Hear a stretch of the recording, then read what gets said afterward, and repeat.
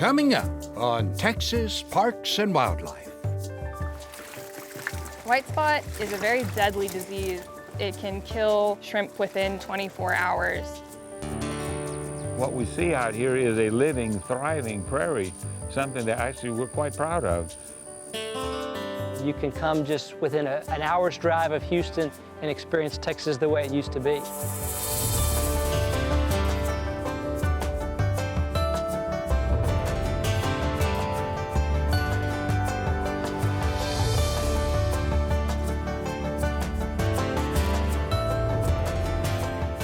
Texas Parks and Wildlife, a television series for all outdoors.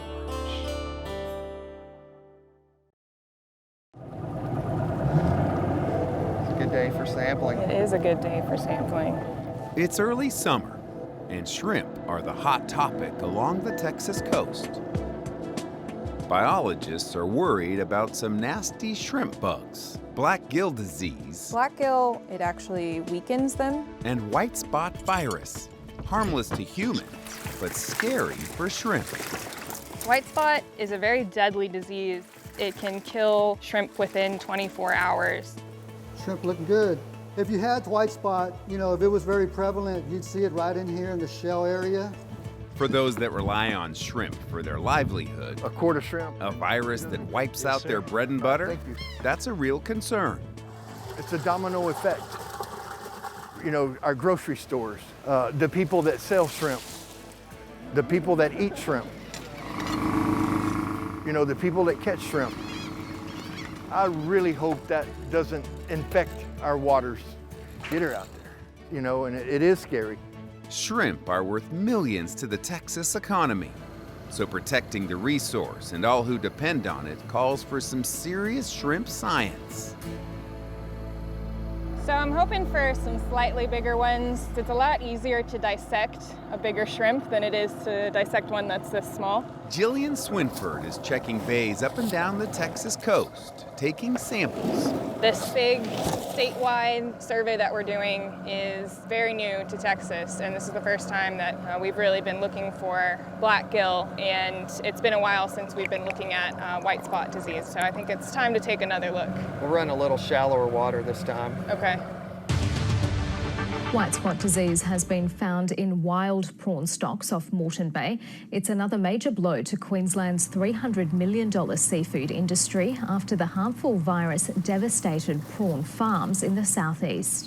White spot hit Australia in 2016. White spot is a disease that came from shrimp farms. You'll have 100% mortality. Let's go ahead and pull it in. Okay, we're worried about it getting into the ecosystem, either through runoff from the farms or by using bait shrimp that's been imported. While white spot hasn't been detected in Texas yet, It's a much better trawl.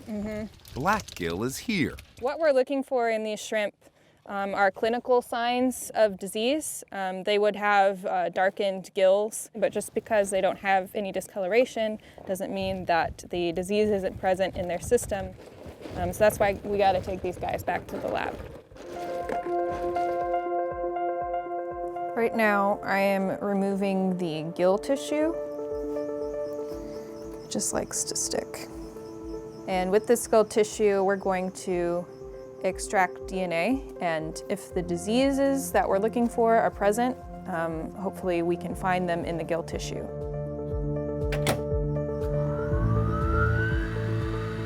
Ultimately, the work I'm doing is to try to help the populations we have and kind of monitor, how much disease we're getting each year. Linked to changes in water temperature or salinity, black gill is a parasite that weakens the shrimp's immune system. So it is a concern because these shrimp are ultimately weaker. And so they may be more susceptible to dying because they have this. While black gill has been here for a while, Right, see what we got here. the deadly white spot virus is a relatively new threat. Oh, looking real healthy, good. And we've never had this happen ever, Okay. in the Gulf Coast or Texas. The easiest way to keep white spot out of our bays? How you doing? Can I get 1 pound of shrimp, please? If you need bait shrimp, shop local. The best thing for the anglers to do is just make sure they're using Texas or Gulf of Mexico shrimp. Any of our native shrimp are great to be used, the brown, the pinks, the whites. Just want to make sure that you're not using any kind of foreign or imported shrimp whatsoever. Appreciate it. Thank you. Foreign farm-raised shrimp bought from the store are often not tested for white spot. In other countries, they are not regulated like we are here in the U.S. And when they get shipped into the U.S., very little get checked, to see what's going on with them. So that foreign shrimp should be cooked, not put on a hook. It doesn't affect humans. We can eat it all day long, but somebody's going to use that shrimp for bait. Thank you, sir. And when they use that shrimp for bait, then it infects our waters. And so now we've got it. Pop it a couple times and let it sit. Sterling Branscombe has been a fishing guide for close to a decade. You make friends for life, fishing with people. And I really enjoy it. Oh. He's got it. Got him. Fish on. For all that to go away over a virus that could be controlled, if something like that did happen, it would just be terrible. She has probably an 18, 19. I would just like to see that not happen, So that's why Jillian's out on the water. Yeah, we got plenty. Getting a baseline, working to protect a resource we all enjoy. The main takeaway is that this can have a very real environmental impact. The shrimp are important commercially, recreationally, but they're also important to the ecosystem as well. So we're trying to get ahead of this while we can.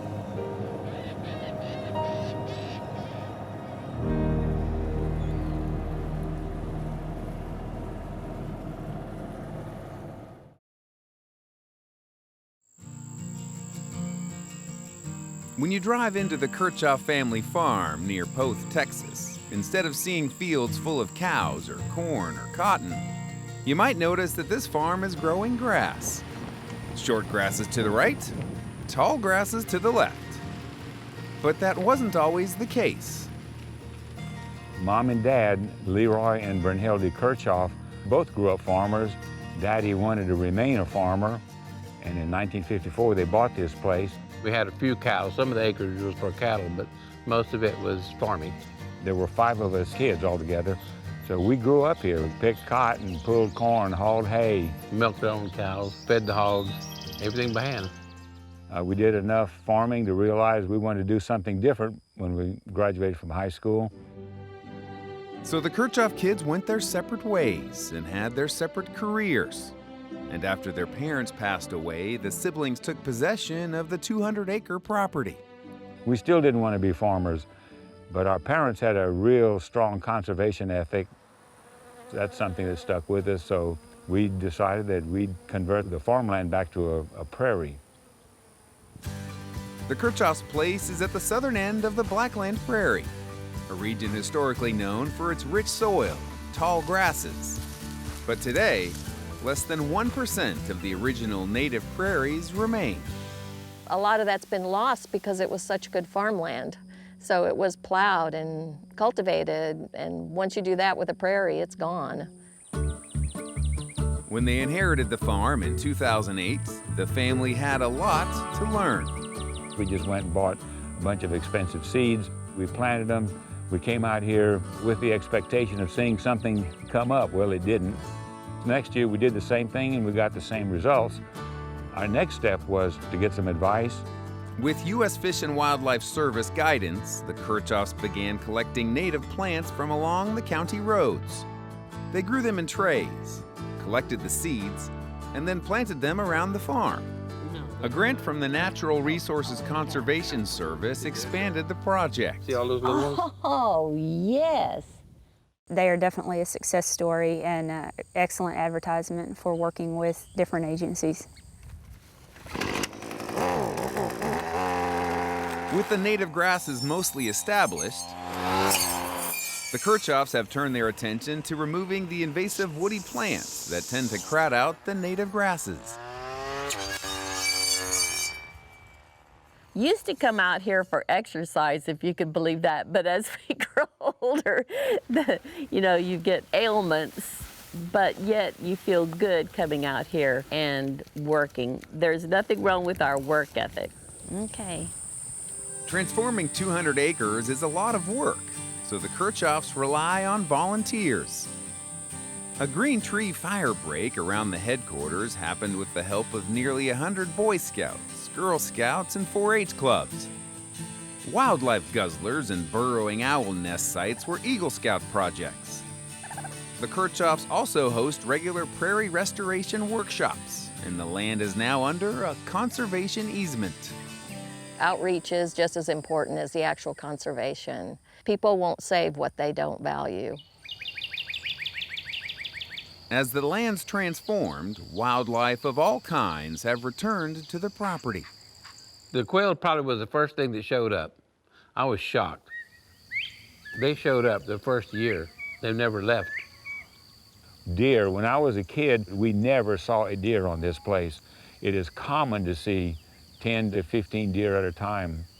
Turkeys are back. I'm sure they're nesting right down here. You can hear them. There are milkweeds popping up out here in this prairie. Counted about 20 caterpillars, but there were 6 of them on one plant. They're good for monarchs. I don't know what that is. That's not a milkweed, though. People see what's going on here. They come out and hear the quail. They see the butterflies. They hear all the different birds, and they think, I would like to do that on my property.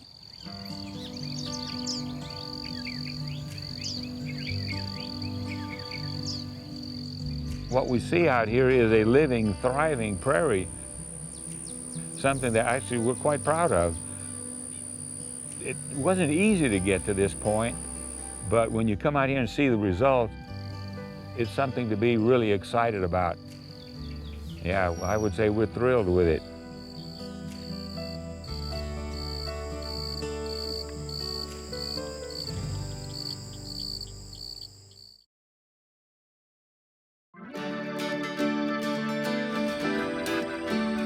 The thing that makes Brazos Bend so special and so magical is the diversity here. You can come just within an hour's drive of Houston and experience Texas the way it used to be. And within this 5,000-acre park, we've got swamps to marshes to lakes, coastal tallgrass prairie, and then we've also got some pristine bottomland hardwood forests here. There's so many things to see here, but one of the biggest draws here are the alligators. On a good day, it's not uncommon to be able to walk the trails and see 30, 40 big alligators out basking on either the edge of the trails or out on the islands. And I'm happy to say that no one has ever been injured by an alligator here at Brazos Bend. We've got 3 big picnic areas. Probably half the people that come into the park visit Elm Lake and 40-Acre Lake because they want to see birds, they want to see alligators. It's a great place to come out and spend the day with the family and have their own twist of how to enjoy the park. We have about 30 miles of hiking and biking trails. The majority of our trails are nice, wide gravel trails, so they're family-friendly, whether you're on bikes with kids or even strollers. If you're into a little more challenging hiking or challenging biking, we've got some trails that are back along the Brazos River that offer a little more scenery and probably a little more challenging for mountain biking, a little topography back there. We've got a fantastic nature center here where we have some exhibits and live animals that are local to this area. Stops like a snake. Every Saturday and Sunday we do free interpretive programs here at the Nature Center. Oh, you can see the gold now. So if you come to the park and you want to learn a little bit more about something specific, come take advantage of one of our interpretive programs. Isn't it cool? The George Observatory is located here in the park. It's actually owned and operated by the Museum of Natural Science in Houston, but it has a 36-inch research telescope in a dome and then 2 18-inch telescopes in domes. Right now we've got it on Jupiter. You can come out any Saturday afternoon and evening and buy tickets to view through the big scopes, and there's always lots of astronomer club members that are willing to show you whatever they're looking at that night. Oh yeah, very cool.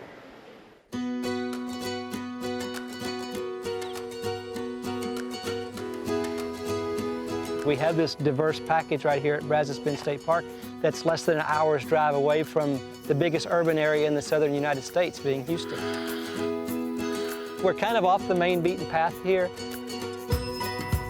We don't have motorboats and we don't have water skiing, we don't have miniature golf. People that come to Brazos Bend come here for the nature. We really are a nature lover's paradise here at Brazos Bend.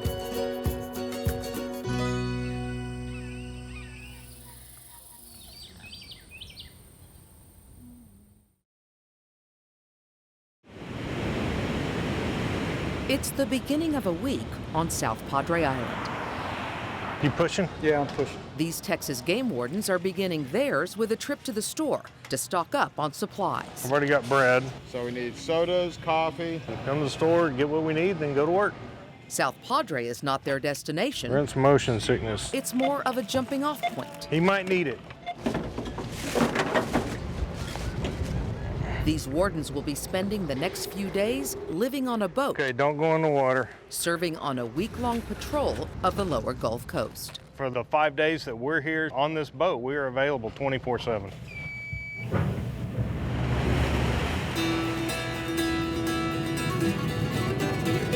Coast Guard does not hesitate to let me know when they need help. We also work very close with Customs and Border Patrol. For Sergeant James Dunks, launching a 65-foot boat is just another trip to the office as a Gulf game warden. From the time I get a call, I can be out the jetties in less than 10 minutes. It is outside those jetties offshore that Gulf wardens spend much of their time. With just one other boat this size, they patrol over 350 miles of Texas coastline. James and his team watch the lower coast, and a crew out of Galveston takes the upper, enforcing the law in state waters up to 9 miles from shore. They are busiest during the summer season, when commercial Gulf shrimpers vie for the largest brown shrimp. This is our shrimp patrol that we do for about 2 months straight, do week-long shifts. How you doing? Patrol the Gulf of Mexico for any type of shrimpery violation, fishery violation, Capitán está arriba. or basically anything else that we come across. State game warden. How you doing, Captain? On this evening, the wardens find shrimpers following the law. But after sunset, they do spot something that concerns them. This is not legal. This is a Mexican long line. But it is not in Mexico. We're about half a mile north of the Mexican border and about 2.5 miles offshore. It's basically a long trot line. These lines could be as long as 4 and 5 miles long. In darkness and sloshing seas, the crew pulls in the line as quickly as possible. Line's back that way, James. Whoa, whoa, whoa! It's in the wheel. These lines can entangle boaters, but mostly they threaten fish. Big black drum. He should be just fine. Bye-bye, fishy. Today's your lucky day. They're primarily targeting sharks for the fins. Little shark. You see sea turtles on them. We've pulled blue marlin, tarpon, all kinds of fish. They just catch and kill anything that bites those hooks. It's not uncommon, and it's just devastating to the resource. It's a shark. After saving some sea life, they reach the Mexican border and cut the line. And that's it. We've probably picked up 1.5 miles, maybe 2 miles of line. This is what we're out here to do, is to protect this resource.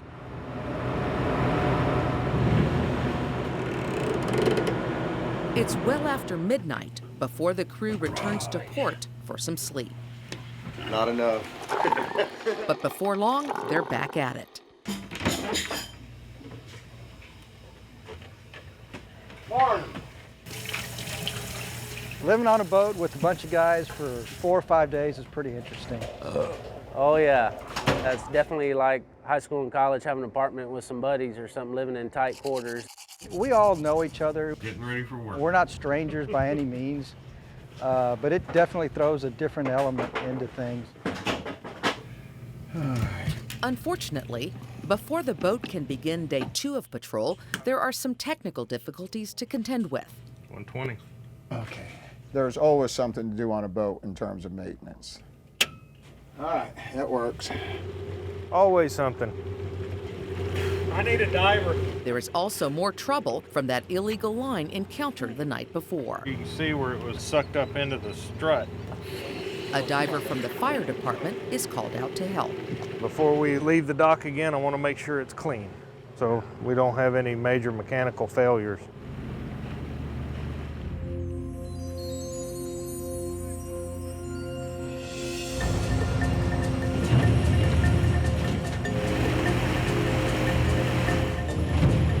lot of time outside the jetties and the deeper water, the bluer water, and I kind of find at peace with myself once I do get out there.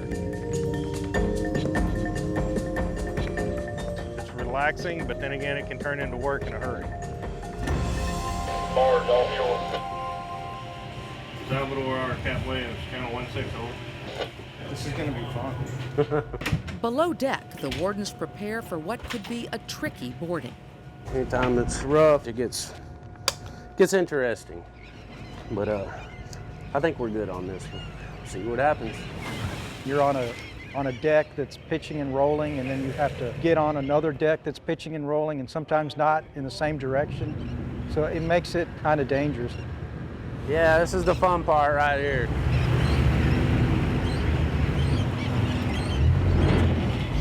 And it definitely makes you know that you're alive. Boy. Texas Game Wardens, how's it going? Safely on board a shrimp boat, the wardens check the nets to see that they are legal. I already did the birds.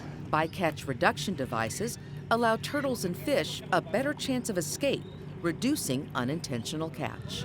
They don't have anything that they're not supposed to have. By ensuring nets are rigged properly and extra fish are not being kept, game wardens help keep a $100 million a year Texas industry sustainable.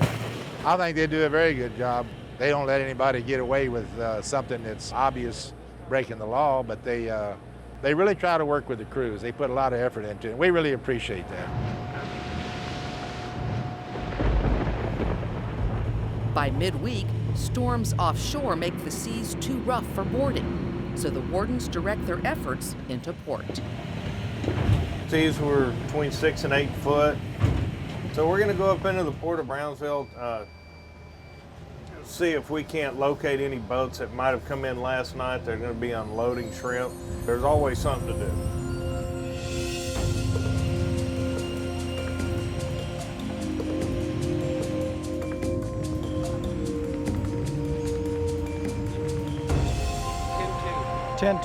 This one is 10 feet 2 inches. I'm not even stretching, okay? We had a little problem with their BRD, their bycatch reduction device. Okay, remember it's got to be 9 feet or less. So we're just going to write them a warning on that. If education can fix a problem, then we'll educate. If education is not working, then it's time to enforce the law. The point of our job is not to write tickets, it's conservation and protecting the resource. On their last day, the wardens are called to do some general law enforcement. We are on scene with fishing vessel Jessica Ann in position 2611.67. We have just received a call from Coast Guard, a disgruntled shrimper on board a shrimp boat. So we are here to assist and back up the Coast Guard. The wardens board and soon discover something else. Thank you. Okay, he's 99. Who's the originating agency? One of the shrimp boat crew is wanted for a parole violation, so the boat is escorted back to the docks. If it's a parole violation, they'll extradite those. The suspect is handed over to local law enforcement. Oh yeah, puts an end to our week. Good cap off to it. Another fun-filled week on the Gulf of Mexico. My passion is the ocean, but then again, after 5 days, I'm ready to go home. I do enjoy going home to see my family. Though this week's patrol may be over, these wardens will be back on duty soon, guarding the Gulf. I'm always going to volunteer for it, not just because of the work, but because of the time you spend with the guys that you work with. I think that's what keeps drawing us back to it. I love it. I love being on the coast. I couldn't see myself working anywhere else. I couldn't imagine a better job.